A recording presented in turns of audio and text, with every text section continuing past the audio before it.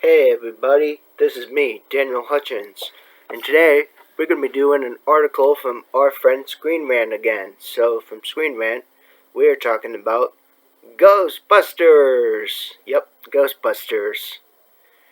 The iconic franchise from the 80s. But today from Ghostbusters, we are talking about the Ghostbusters American Gothic art recreated with Slimer and the Stay Puft Marshmallow Man. Okay, so this new piece of fan art has recreated the iconic 1930 painting American Gothic with the Ghostbusters characters Slimer and Stay Puft Marshmallow Man. This was from a couple hours ago. So here we go. There's a very awesome picture down below. But I'm going to probably save that photo after I post this video. But anyway, the new piece of fan art recreates the iconic 1930 painting American Gothic with Ghostbusters characters Slimer and Stay Puft Marshmallow Man. Director Ivan Reitman's Ghostbusters 1984 has resonated with the critics and audiences alike, spawning the multi-billion-dollar franchise that is set to continue this fall with Jason Reitman's sequel, Ghostbusters Afterlife. Several actors from the original films are set to reprise the roles, including Bill Murray as Dr. Peter Venkman, Dan Aykroyd as Dr. Raymond Stantz, Ernie Hudson as Dr. Winston Zedmore, Sigourney Weaver as Dana Barrett, and Annie Potts as Janine Melnitz. Okay, so Ghostbusters Afterlife follows a single mother of two, Callie, played by Carrie Coon,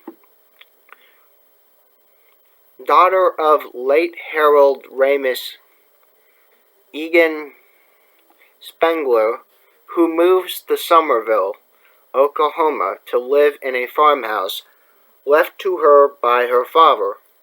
Callie's children, Trevor, played by Finn Wolfhard, and Phoebe, played by McKenna Grace, ultimately stumble and upcoming their grandfather's ghost-busting gear, including Proton Pax and the famous Ecto-1. After fixing up the hearse, the film's trailers show Trevor and Phoebe sporting this Ghostbusters garb and chasing Muncher, which is a blue ghost vaguely resembling Slimer from the first movie.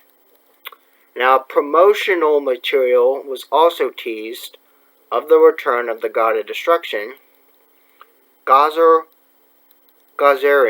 and of course the Stay Puft Marshmallow Man, the mascot for the fictional Marshmallow Corporation.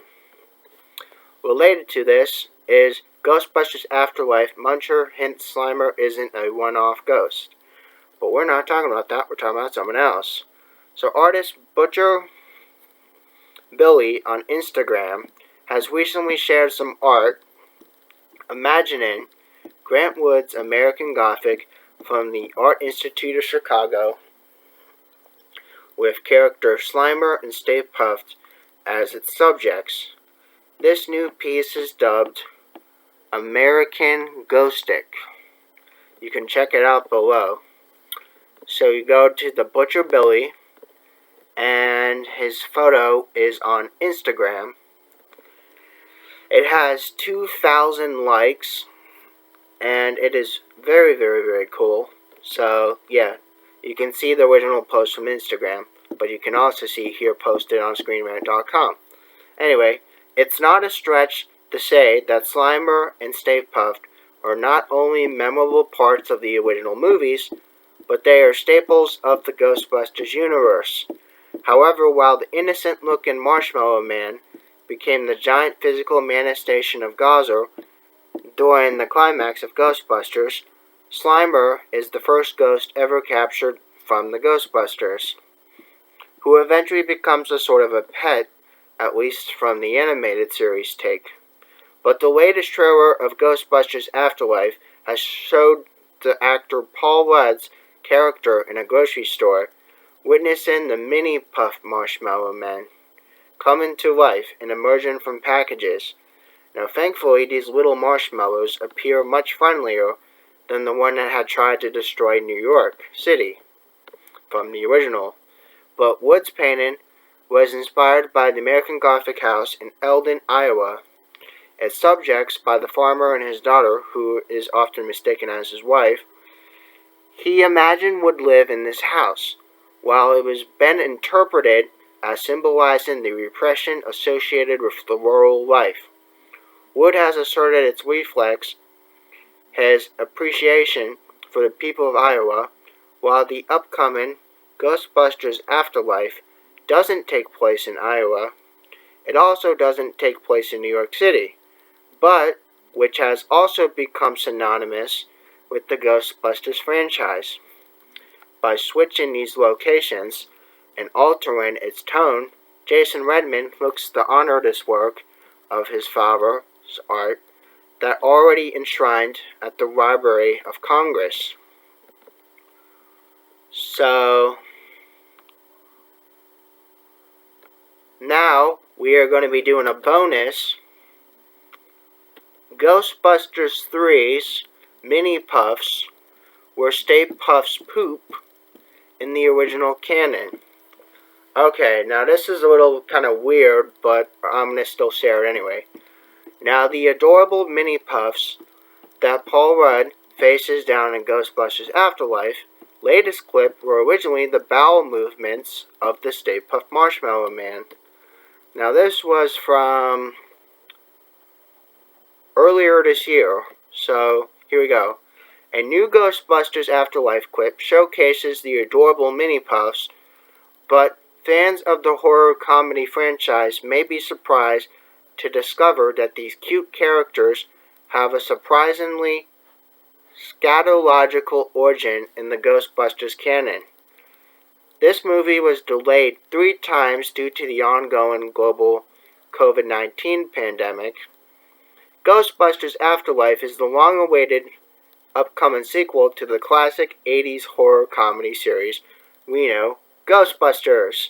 So starring Ant-Man's Paul Rudd and Stranger Things Stephen King's It star Finn Wolfhard, Ghostbusters Afterlife sees Thank You for Smoking director Jason Redman take up the directorial reins of this franchise that his father Ivan Redman began in 1984. The eponymous Ghostbusters were last seen on screen in audience-maligned 2016 reboot Ghostbusters, so this pressure is high for this belated sequel to wow the people at the box office after the underperformance of that reboot. Okay, so related to this article is Ghostbusters Afterlife continues the MCU's Paul Rudd and Baskin-Robbins gag. Now, I'm probably going to be doing that as another bonus, but let me finish this article first. So as a result, it will come as no surprise to the fans of Ghostbusters movies that the latest teaser clip for Ghostbusters Afterlife includes the cute nod to the original movie and the adorable new Baby Yoda style addition to the franchise, canon for fans to dote over. However, while the mini puffs that had accosted Rudd's character during a grocery store run may have seemed cute, but these Ghostbusters Afterlife characters have a darker, stranger, and grosser origin than fans might have expected. Originally introduced in the 2016 one-shot comic Ghostbusters Deviations, these mini puffs are actually the bowel movements of the original Ghostbusters main antagonist, Stay Puft Marshmallow Man. Okay, and there's a picture of Stay Puft Marshmallow Man down below. But the mini puffs were first encountered in Ghostbusters canon during an alternate timeline, wherein failing to cross the streams of the climax of the original Ghostbusters had left the Stay Puft Marshmallow Man were able to not only survive, but also leave his sentient droppings all over New York City. Now these miniature marshmallow monsters proved to be a pretty considerable handful for the Ghostbusters to contend with the Marshmallow Man's turds being a set of minor secondary antagonists throughout the comic book's action. Fortunately, the comics engine saw them erased from existence once the timeline has set right. But evidently, these latest Ghostbusters Afterlife clips have proved that the eponymous heroes aren't done dealing with the Marshmallow Man's influence quite yet. Of course, the mini-puffs aren't the only important figures of Ghostbusters lore who are putting an appearance in the upcoming sequel. The Alien star Sigourney Weaver will return to her iconic role as Dana Barrett for the first time since 1989's Ghostbusters 2. While Ghostbusters Afterlife will also feature an appearance from Annie Potts as the group secretary Janine. Most excitingly, though, for the fans from the original movies, the surviving Ghostbusters actors themselves, Ernie Hudson, Bill Murray, and Dan Aykroyd, are going to be reprising their roles as the beleaguered anti-heroes of these original films in Ghostbusters Afterlife, wherein they will hopefully have more to do than clean up the bowel movements of their old enemy, the Stay Puft Marshmallow Man. Okay, so now back to what I was saying about this next bonus. I'm going to go to this bonus that was also from around the same time earlier this year. So Ghostbusters Afterlife continues the MCU's Paul Rudd and Baskin-Robbins gags. So Ghostbusters Afterlife has subtly continued the Paul Rudd gag that started in the MCU, his connection to the ice cream joint known as Baskin-Robbins. You could take a look in the article below, but you have to go to Screen Rant to check this out. And of course there's this picture of him in his pink polo and blue apron and blue hat behind the counter of Baskin-Robbins. But the new clip from Ghostbusters Afterlife has introduced a new thread while continuing Paul Rudd's Baskin-Robbins gag from the Marvel Cinematic Universe. Now, 3 decades after the release of Ghostbusters 2, and just 5 after Paul Feig's reboot Ghostbusters, viewers will meet a new generation of ghost catchers in Ghostbusters Afterlife. This new adventure will be a direct sequel to the first 2 movies that were back in 84 and 89, but focused on new characters rather than the team everyone knows so well. Okay, so after a couple of delays due to the coronavirus pandemic, Ghostbusters Afterlife is set for a November release this year in 2021. Okay, so set 30 years after the events of the second movie, Ghostbusters Afterlife has follows Callie, played by Carrie Coon, and her children Trevor and Phoebe, who after being evicted from their home, moved to this farm that's inherited by Callie's late father, theorized to be none other than Harold Ramis Egan Spengler, located in Somerville, Oklahoma. When the town experiences a series of unexplained earthquakes, Trevor and Phoebe discover their family's link to the original Ghostbusters team. They decide to continue their legacy by taking care of whatever's messing with Somerville. Joining them is Mr. Gruberson, played by Paul Rudd, a seismologist interested in earthquakes this town has been going through. He's also the front and center of the fun clip that continues the gag from a completely different franchise. Now, related to this article is why Ghostbusters 3 took 31 years to make, which is going to be another bonus I'm going to do. So the official Ghostbusters Twitter account shared a clip to promote Ghostbusters Afterlife that introduces new Tiny Menaces linked to the really big one from the first movie, while also subtly continuing the gag from the MCU. In the video, Mr. Gruberson is shopping and stops at the ice cream aisle when he hears someone scream. Instead of investigating, he continues shopping from this different aisle. He comes across a bag of miniature Stay Puft marshmallows, from which a seemingly innocent mini puff comes out. Mr. Gruberson approaches and it bites his finger, after which the bunch of mini puffs appear and the chaos begins.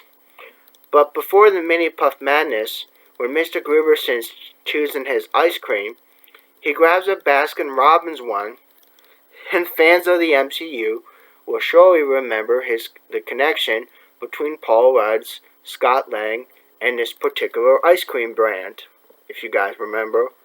There's also a photo down below on this article on Screen Rant of him actually picking out Baskin Robbins ice cream. It's really funny. So in Ant-Man, Scott Lang is released from prison and has to look for a job in order to get his life back on track.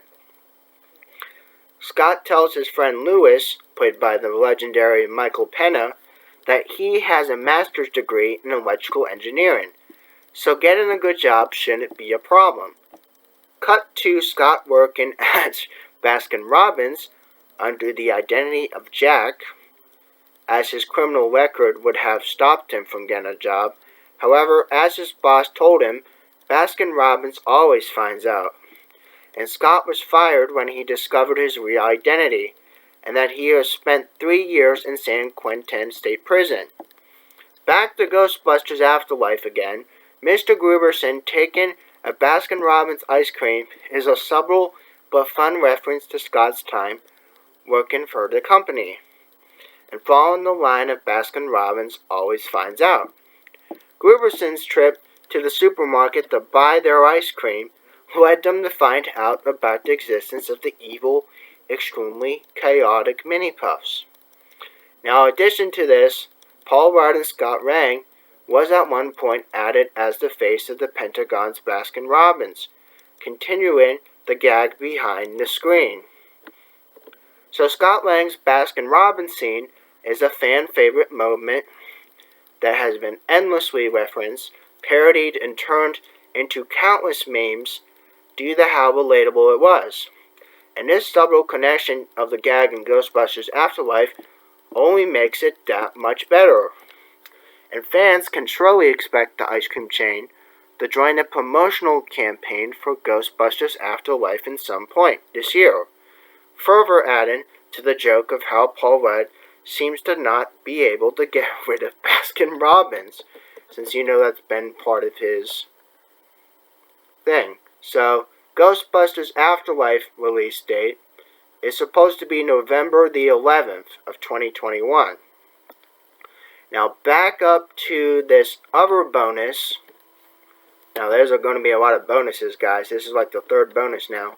But anyway, why Ghostbusters 3 took 31 years to make. Why has it taken over 3 decades for Ghostbusters 3 to come back, despite being one of the most anticipated sequels of all time? Now, this was from 2 years ago.